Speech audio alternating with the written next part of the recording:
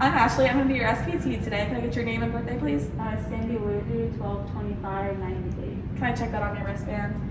Okay, awesome. So we're just going to practice walking with crutches today. Selection of the appropriate gait pattern depends on the patient's balance, strength, coordination, functional needs, weight-bearing status, and energy level.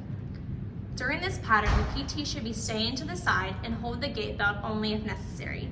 The 4-point gait pattern, as demonstrated in this video, requires the use of bilateral assistive devices such as crutches or canes. The pattern uses an alternate and reciprocal forward movement of the assistive device in the patient's opposite lower extremity.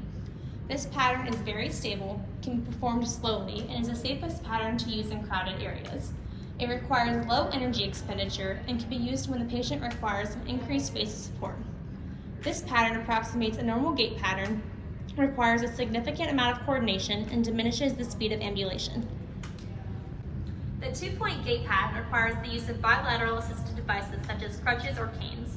The pattern uses a simultaneous reciprocal forward placement of the assistive device in the patient's opposite lower extremity.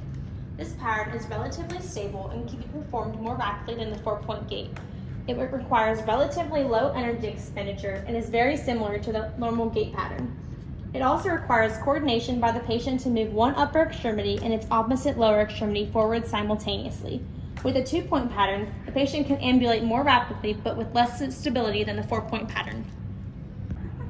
Modified 4-point and 2-point gait patterns require only one assisted device and can be used for patients who have only one functional upper extremity or who have a medical condition affecting the lower extremity for which less stress is required. The aid is held in the upper extremity opposite to the lower extremity that requires protection and widens the base of support and assists in shifting the patient's center of gravity away from the protected lower extremity.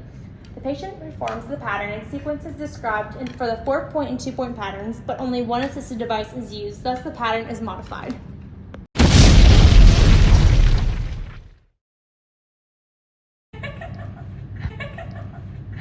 Modified 4-point and 2-point gait patterns require only one assisted device and can be used for patients who have only one functional upper.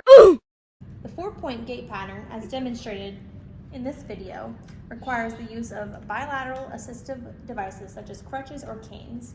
The pattern uses an alternate and reciprocal forward movement of the assistive device in the patient's opposite lower. What'd I do? This is not. What was started? Oh my god.